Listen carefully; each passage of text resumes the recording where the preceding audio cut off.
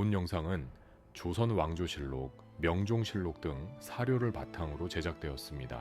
궁궐 깊은 밤, 한 사람이 후원의 외진 곳으로 걸어갑니다. 주위를 살피며 아무도 없는지 확인합니다. 그리고 목 놓아 웁니다. 소리내어 울부짖듯이. 왕입니다. 조선의 왕이 궁궐 한구석에서 혼자 숨어 울고 있습니다.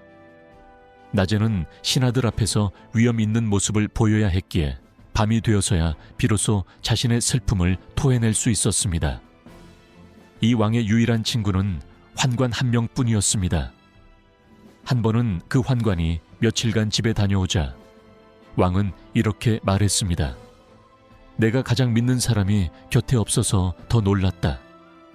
신하도 왕비도 형제도 아닌 환관, 그것도 단 한 명. 오늘은 조선 제13대 왕 명종의 이야기입니다.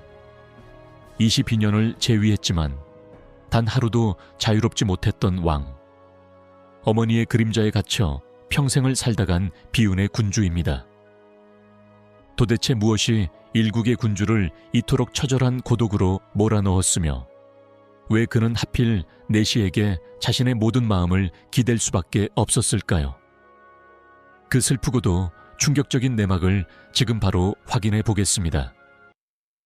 1534년 음력 5월 22일 중종의 제2계비 문정왕후가 아들을 낳습니다. 새는 나이로 34세 늦은 나이에 얻은 귀한 아들이었습니다. 위로 3명의 공주를 낳은 뒤 왕비가 된 지 17년 만에 얻은 아들. 이름은 이환, 경원대군입니다. 하지만 왕위와는 거리가 먼 존재였습니다. 중종에게는 이미 제1계비 장견광후 소생의 세자가 있었습니다. 훗날의 인종입니다. 1544년 중종이 세상을 떠나고 인종이 즉위합니다. 경원대군은 그저 왕의 이복동생일 뿐이었습니다. 그런데 운명이 바뀝니다. 1545년 음력 7월 인종이 즉위한 지 8개월 만에 갑자기 세상을 떠납니다. 후사가 없었습니다. 인종은 죽음을 앞두고 3일 전 이복동생 경원대군에게 왕위를 물려주겠다고 선언합니다. 11세의 경원대군은 그렇게 왕이 되었습니다. 조선 제13대 왕 명종입니다. 명종이 너무 어렸기에 문정왕후가 수렴청정을 시작합니다. 어린 왕을 대신해 정사를 돌본다는 명목이었습니다. 하지만 명종이 친정을 시작하고서도 권력을 아예 놓지는 않았습니다. 훗날 사람들은 그녀를 조선의 측천무후라고 불렀습니다. 이 시기 조정은 두 파로 나뉘었습니다. 선대왕 인종을 지지했던 유님 일파를 대윤, 문정왕후와 그녀의 동생 윤원형 일파를 소윤이라 불렀습니다. 유님은 인종의 외삼촌이었습니다. 인종의 어머니 장견광후가 유님의 여동생이었기 때문입니다. 반면 윤원형은 명종의 외삼촌이었습니다. 문정왕후가 윤원형의 누나였습니다. 둘 다 파평윤씨 판도공파였는데 유님이 윤원형의 구촌 아저씨로 학렬이 높았기 때문에 대윤, 윤원형은 소윤이라 부른 것입니다. 1545년 명종 즉위 2달 만에 을사사화가 터집니다. 윤원형이 유님을 비롯한 대윤파를 영모로 몰아 죽인 것입니다. 좌의정 유관, 이조판서 유인숙을 비롯해 대윤파와 대윤을 지지하던 사림 수십 명이 죽거나 유배되었습니다. 인종파를 완전히 제거하는 대숙청이었습니다. 1547년에는 지금의 서울 양재역 근처에 설치되어 있던 양재역참에서 정미사화가 터집니다. 일명 양재역 벽서 사건입니다. 역참 벽에 여자가 정치하니 나라가 망한다 는 내용의 벽보가 붙었습니다. 윤원형은 이것을 빌미로 을사사화에서 살아남은 살인들까지 모두 제거했습니다. 피바람이 휘몰아쳤습니다. 그 한가운데 어린 명종이 있었습니다. 왕이라는 이름만 있을 뿐 아무 힘도 없는 소년이었습니다. 1553년 명종이 19세가 되자 문정왕후의 정사 관여가 끝났습니다. 드디어 친정이 시작되었습니다. 명종은 이제 스스로 나라를 다스릴 수 있게 되었습니다. 하지만 현실은 달랐습니다. 문정왕후는 여전히 권력을 쥐고 있었고 윤원형은 영의정이 되어 조정을 장악했습니다. 명종은 외삼촌 윤원형을 견제하기 위해 왕비의 외삼촌 일양을 등용했지만 일양 역시 권력을 남용하며 부정부패를 저질렀습니다. 명종은 두 외척 세력 사이에 끼어 아무것도 할 수 없었습니다. 실록은 명종의 시대를 이렇게 기록합니다. 권관들이 서로 잇따라 득세하여 착한 사람들을 원수로 삼고 조정을 어지럽혔다. 친정이라는 이름뿐이었습니다.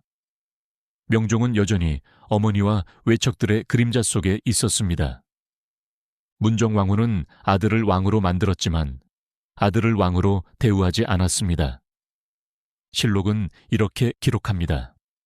문정왕후는 명종에게 늘 이렇게 말했다. 너는 내가 아니었으면 왕이 될 수 없었다. 민간의 어머니가 어린 아들을 꾸짖듯 대했다고 합니다. 명종이 20이 넘어서도 30이 되어서도 마찬가지였습니다. 더 충격적인 것은 야사에 전해지는 이야기입니다. 문정왕후는 명종의 말을 듣지 않으면 다 큰아들, 그것도 한나라의 임금에게 뺨을 때리거나 회초리를 들었다고 합니다. 왕을 때리는 어머니, 상상할 수 없는 일이었지만 문정왕후에게는 가능했습니다. 명종은 효성스러운 아들이었습니다. 어머니의 꾸지람을 거역하지 못했습니다. 어머니가 옳든 그르든 고개를 숙이고 받아들였습니다. 그럴수록 마음속 상처는 깊어져만 갔습니다. 명종은 심혈증을 앓았습니다. 가스말히 병입니다. 스트레스가 극의 달에 생기는 병이었습니다. 하지만 여러분, 명종을 정말 무너뜨린 건 어머니의 회초리보다 더 무서운 어떤 것이었습니다. 왕의 침실까지 파고든 그 잔인한 진실은 잠시 후 공개됩니다. 스트레스가 극에 달하면 명종은 홀로 궁궐 후원으로 갔습니다. 아무도 없는 외진 곳, 나무들 사이에 숨겨진 공간. 그곳에서 명종은 목 놓아 울었습니다. 낮에는 신하들 앞에서 의젓한 모습을 보여야 했습니다. 왕으로서의 위엄을 잃어서는 안 되었습니다. 어머니 앞에서는 효자로서 순종해야 했습니다. 하지만 밤이 되면 홀로 있을 때면 명종은 견딜 수 없었습니다. 소리내어 울었습니다. 누구에게도 들키지 않도록 후원 깊은 곳에서. 왕이 우는 모습을 신하들이 알아서는 안 되었습니다. 나약함을 보여서는 안 되었습니다. 그렇게 명종은 혼자서 모든 고통을 삼켰습니다. 명종의 일상은 감시 속에 있었습니다. 문정왕후는 명종 주변에 궁녀들을 심어두었습니다. 명종의 행동과 말을 낱낱이 보고하도록 했습니다. 명종이 무슨 말을 했는지, 누구를 만났는지, 어떤 표정을 지었는지 모든 것이 문정왕후에게 보고되었습니다. 조금이라도 불만스러운 언행이 포착되면 문정왕후는 즉시 명종을 불러 꾸짖었습니다. 명종은 자신의 침전에서도 자유롭지 못했습니다. 은밀한 공간도 없었습니다. 항상 어머니의 눈이 지켜보고 있었습니다. 신하들조차 믿을 수 없었습니다. 누가 문정왕후의 편인지 알 수 없었습니다. 명종은 완전히 고립되어 있었습니다. 그런 명종에게 단 한 사람의 친구가 있었습니다. 환관 정번입니다. 정번은 명종을 어릴 때부터 가까이서 모신 내시였습니다. 명종은 정번을 유독 아끼고 신뢰했습니다. 정번은 명종의 곁을 지켰습니다. 명종이 외로울 때, 힘들 때 항상 곁에 있었습니다. 말이 없어도 함께 있어주는 것만으로도 명종에게는 큰 위안이 되었습니다. 명종은 정번에게만큼은 자신의 약한 모습을 보일 수 있었습니다. 왕이 아닌 한 사람의 인간으로서 정번 역시 명종을 진심으로 아꼈습니다. 권력이나 이득을 바라지 않고 그저 외로운 왕의 곁을 지켰습니다. 어느 날 정번이 부모님을 뵙기 위해 며칠간 휴가를 떠났습니다. 그날 명종은 중국 사신을 접견하는 행사가 있었습니다. 모화관에서의 공식 행사였습니다. 행사를 마치고 돌아오는 길, 명종이 타고 있던 말이 갑자기 날뛰었습니다. 명종은 크게 놀랐습니다. 다행히 큰 사고는 없었습니다. 말은 곧 진정되었고 명종도 무사했습니다. 하지만 명종은 이렇게 말했습니다. 내가 가장 믿고 의지하는 정번이 곁에 없었기 때문에 더 크게 놀랐다. 사관은 이 말을 실록에 기록했습니다. 사건 자체가 아니라 명종의 심리 상태를, 정번이 없어서 더 놀랐다는 그 외로움을, 왕이 국가의 대사보다 내시 한 명의 부재를 더 마음에 두고 있었다는 이 기록은 당시 명종이 처했던 심리적 고립이 얼마나 한계치에 다다랐는지를 증명하는 가장 슬픈 증거이기도 합니다.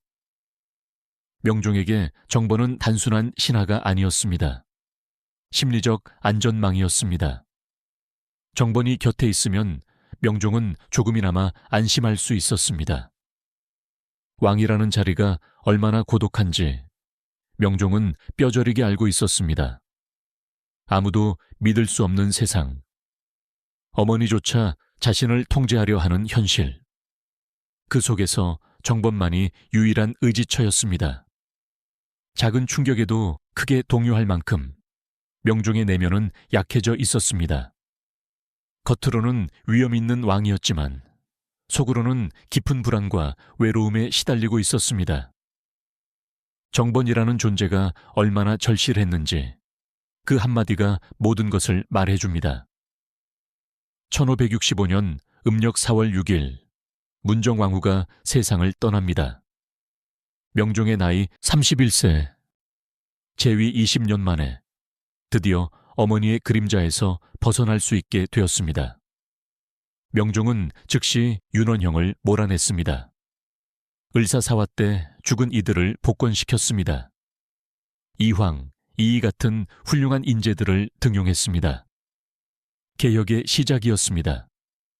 명종은 마침내 자신이 원하는 정치를 펼칠 수 있게 되었습니다. 하지만 너무 늦었습니다. 20년 동안 쌓인 부패와 혼란을 2년 만에 바로잡을 수는 없었습니다. 명종의 건강도 이미 악화되어 있었습니다. 오랜 스트레스와 심혈증이 몸을 망가뜨렸습니다. 1567년 음력 6월 28일 새벽, 명종은 경복궁 양심당에서 눈을 감았습니다. 33세, 너무나 젊은 나이였습니다. 어머니가 세상을 떠난 지 불과 2년 만이었습니다. 명종은 22년을 왕으로 살았지만 단 하루도 자유롭지 못했습니다. 어머니의 그림자, 외척의 전횡, 끊임없는 감시 속에서 그는 혼자였습니다. 유일한 친구는 환관 정번 한 사람뿐이었습니다. 그것이 조선 제13대 왕의 현실이었습니다. 권력의 정점에 있었지만 가장 외로웠던 사람, 왕이라는 이름이 감옥이 된 삶. 명종의 이야기는 우리에게 묻습니다. 진정한 권력이란 무엇인가? 진정한 자유란 무엇인가? 역사 속 숨겨진 왕의 눈물. 이 이야기가 흥미로우셨다면 구독과 좋아요 부탁드립니다. 다음 편에서 또 다른 반전의 역사로 찾아뵙겠습니다.